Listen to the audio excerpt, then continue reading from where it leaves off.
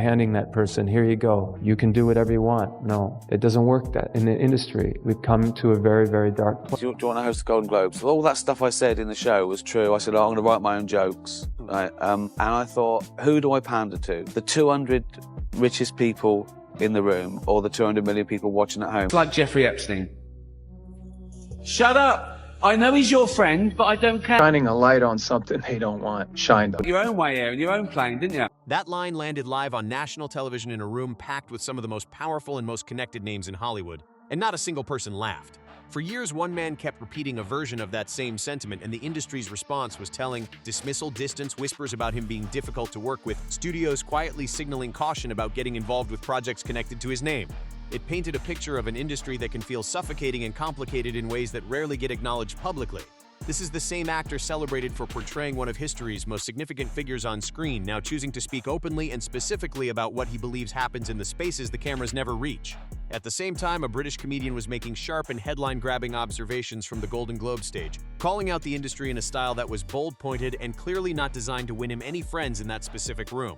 And meanwhile, one of the most influential figures in daytime television was quietly building a global brand centered entirely around a single powerful message: be kind. A light on something they don't want shine. But here's what often gets genuinely overlooked in these conversations. Before connecting names to reports and documents to timelines, it helps to understand the specific environment where so many of these moments unfolded. Every January, Hollywood gathers for the Golden Globes, a major industry event filled with the actors, producers, and institutional decision-makers who collectively shape what gets made, who gets cast, and which stories reach massive global audiences. These are the people widely understood to hold significant influence over careers and cultural narratives. They gather at polished tables, share drinks, and perform for the cameras with practiced ease, creating an image of celebration and community for the hundreds of millions watching from home. And for years, the event organizers kept inviting one specific host back to lead that night, a British comedian whose entire approach to the room was built on fearlessness. Jeffrey Epstein. Shut up! I know he's your friend, but I don't care. He did not appear concerned about protecting relationships or maintaining access. That specific quality made every single one of his appearances on that stage genuinely distinct from any other moment in that room. 200 million people were watching at home, and that was always the real audience. Not the celebrities at the tables, not the producers, not the publicists in the front rows. Everyday viewers who had no access to the private spaces and exclusive circles of that world, who mostly see only what gets deliberately presented and packaged for their consumption. Year after year, the host used that enormous platform to deliver observations that gave that massive home audience something the room itself clearly didn't want them to have: a less managed glimpse into the culture operating beneath the surface. His style stood apart specifically because it didn't follow the established and comfortable tone of industry celebration. It sparked conversations that extended well beyond the ceremony itself. From the very beginning, don't talk to Ellen, don't do this, you can't, go into her office. It was very nerve-wracking, very stressful. We all walked on eggshells all the time. If you go back and watch those moments now, pay specific attention to the reactions in the room. Watch how the camera shifts, watch how expressions change in real time. Watch how the atmosphere visibly tightens around certain lines. Some viewers later noted that specific comments felt more serious and more targeted than conventional award show humor. And the room's reaction reflected exactly how unexpected and how unwelcome those moments were for many of the people sitting in them. I know he's your friend, that line stood out even without a specific name being attached to it. It didn't need specifics because many in that room were already familiar with the broader context being referenced. Reports and public discussions have consistently suggested that high-profile social circles in Hollywood overlap significantly, and many people in that specific audience likely recognized exactly what reference was being implied. That quick moving that was going on the other side of the vehicle. Oh my gosh, he's completely alive. He was trying to get away. Does anybody else remember that clip? It was harrowing. Well, how can you forget it? It was Anne Hesh after her crash, which ultimately took her life, suddenly sitting bolt upright, unzipping herself from a body bag and looking very much alive. Then we were told a few minutes later she... That may explain why the reaction in the room felt tense and restrained rather than amused. Moments like that don't always land as conventional jokes. They land as pointed observations where the audience pauses rather than laughs. And that silence became just as noticeable and just as telling as the line itself. Now shifting to another figure who has chosen to speak out in his own specific and sustained way, Jim Caviezel is a well-known actor recognized globally for his portrayal of a central historical and religious figure in Mel Gibson's film The Passion of the Christ, which achieved extraordinary global commercial and cultural success. Following that period, his career appeared to be on a strong trajectory with growing recognition across the industry. He later became involved in a film project called Sound of Freedom, based on the documented story of a former federal agent who investigated serious crimes against vulnerable people internationally. The film generated widespread public discussion and brought significant mainstream attention to issues that had previously received limited coverage in major entertainment spaces. During production and promotional interviews, Caviezel shared openly that certain aspects of the subject matter had deeply and permanently affected his perspective, leading him to speak with increasing directness and increasing specificity about the issues the film examined. It's a phony, hypocrite, liar. That's what You might reasonably expect that a project centered on serious humanitarian concerns of that nature would attract strong and visible industry support. On the surface, it appears to be exactly the kind of project studios would readily and publicly champion. However, according to various interviews and reports from people connected to the production, that was not how events unfolded. Some individuals involved with the project claimed that major studios were notably hesitant to engage with it. According to those accounts, companies were apparently advised to maintain distance from funding, producing, or promoting the film, though those specific claims remain unverified and have been subject to significant debate. The described response wasn't direct refusal, it was described as a more deliberate and more subtle institutional withdrawal from association. Despite that reported resistance, the film was released without major studio backing, produced on a significantly smaller budget than typical Hollywood productions, and still achieved extraordinary box office performance, reportedly earning over $250 million globally.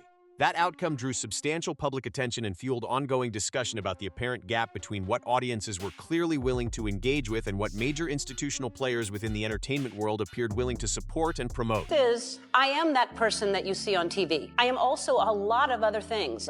Sometimes I get sad, I get mad, I get anxious, I get frustrated, I get impatient, and I am working on all of that.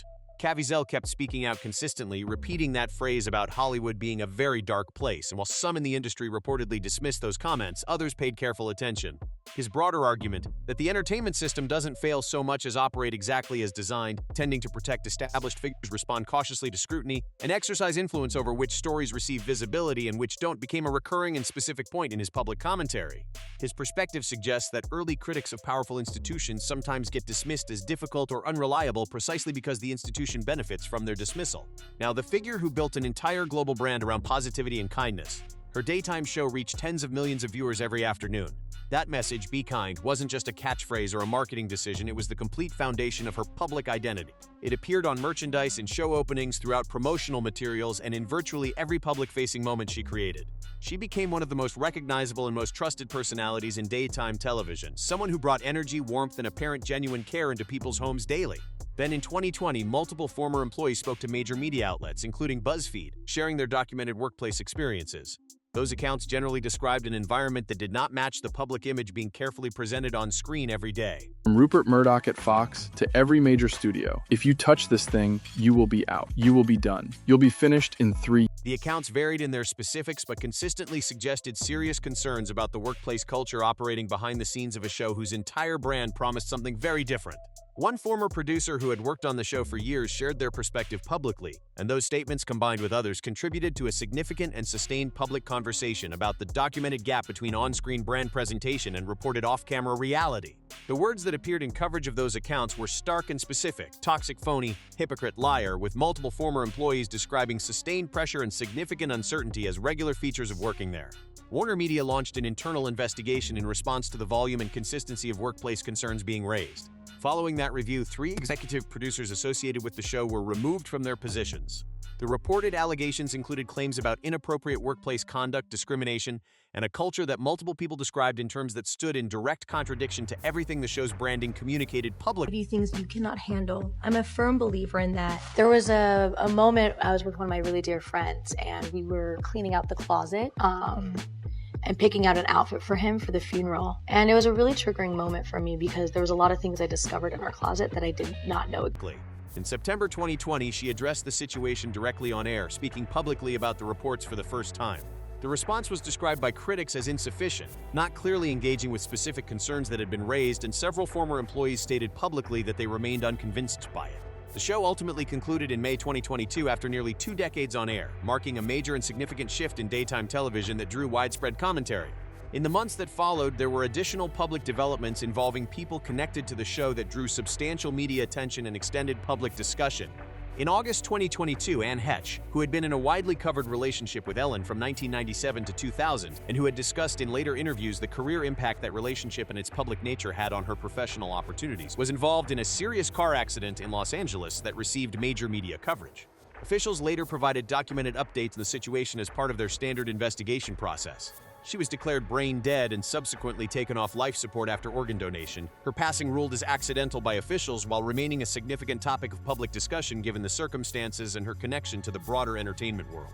In December 2022, another deeply felt loss connected to the show made major headlines. Stephen Twitch Boss, widely recognized and genuinely beloved as the show's DJ and executive producer, passed away at the age of 40. Authorities confirmed the case and publicly shared their official findings, while media coverage highlighted his role as an energetic, warm, and positive presence in television. His family shared public statements expressing shock, with his wife describing his passing as completely unexpected, and other relatives spoke to media outlets describing him as someone who had appeared positive and engaged in their most recent interactions. In early 2025, additional comments from family members brought renewed attention to the story as they described discovering things that raised questions about personal struggles that had not been publicly known. The convergence of multiple significant losses within a relatively short period led to sustained public discussion and extensive online theorizing, though both cases had been officially reviewed and documented conclusions had been reached by the relevant authorities. Questions and reactions continued circulating as audiences processed events and reflected on the people they had watched on screen for years. In early 2026, large sets of legal documents related to a widely covered case were unsealed by authorities, leading to renewed media coverage and intensified public interest. These records included extensive material and references to numerous individuals across multiple industries and institutional contexts. It is critically important to maintain one specific and non-negotiable distinction throughout any discussion of those documents. The appearance of a name in released legal documents does not automatically indicate wrongdoing. That distinction matters and must be stated clearly and maintained consistently.